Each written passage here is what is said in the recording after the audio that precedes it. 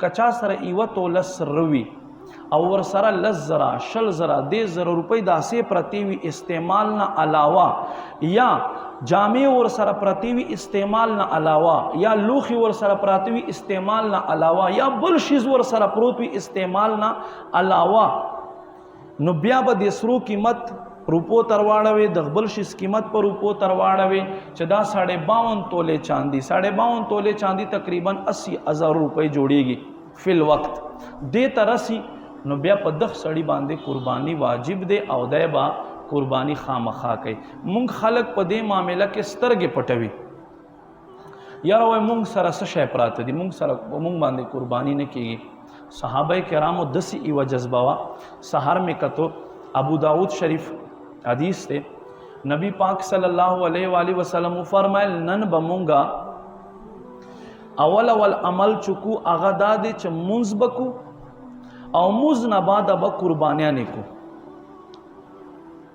نو حضرت ابو دردار رضی اللہ تعالیٰ عنہ پاس دوئی قربان زخو نو خبر ما خو قربانی وکڑا ولی وی زما په محله کې غریبان زه ته مې چې سهار وختي دوی ته ورولېږم د دوی ایثار د دوی جذبه وای بس تا دا قربانی به بیا کوي ما سره بل څه نشته قربان صرف د شپږو میاشتو کور کې مې چیلې ولاړه دی وای صرف د تا د ایثار او د جذبې لوجه نه نبی پاک صلی الله علیه و آله وسلم ته الله اختیار ورکړی دا شریعت د په اختیار کې د چکم خواته ګرځولای شي الله والله رسول اختیارمند دي نبی علیہ السلام ورته فرمایي ورزت ته اجازت ته د شپږو میاشتو چیلې چې د دا قرباني وکا ستا به وشي خدانه علاوه په چیلې جنس کې بل چاته اجازت نشته نو دا د صحابه کرامو د قرباني سره او دین سره مینا محبت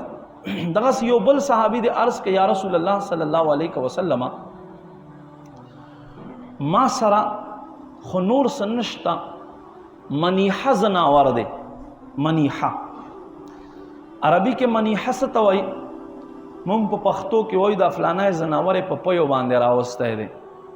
چا نه په پيو باندې بیزا یا غوا راولو چې زه بیا پیل وشم چې کله وچسي بیا تا ته حواله کما دې ته په عربي کې منیحه وایي یا رسول الله ما سره خو منیحه نه علاوه بل زناور نشته دی نو ما دې پاره څه الله محبوب ورته فرمایل ته په دې لسو ورځو کې خپل نوکان مکټ کوه خپل ویښته مکټ کوه سنت ما جوړوه زیر ناف ویښته مکټ کوه نوکان مکټ کوه تا ته به هم رب کریم د قرباني کولو ثواب عطا فرمایي یعنی صحابه کرامو دسې د قربانۍ سره او دسې د اسلام سره مینه او چې دوی به وي چې څه په طریقې خو چې مونږ هم دغه شسته ور شامل شو او یو نن مسلمان دی چې د ځان راکاږي بہرحال ما عزت مندو قدر مندو اللہ محبوب صلی اللہ علیہ وآلہ وسلم فرمائی فَإِنَّهُ يَأْتِي بِقُرُونِهَا وَأَشْعَارِهَا وَأَظْفَارِهَا فرمائی په ورځ د محشر دا کمی قربانیانې چې تاسو کوئ دا به سره د خپلو نوکانو سره د خپلو ښکرونو سره د خپلو ویښتونو را روان وي او تاسو به په دې ځناورو باندې سورلی کوئ او جنت ته بدن نه کیږي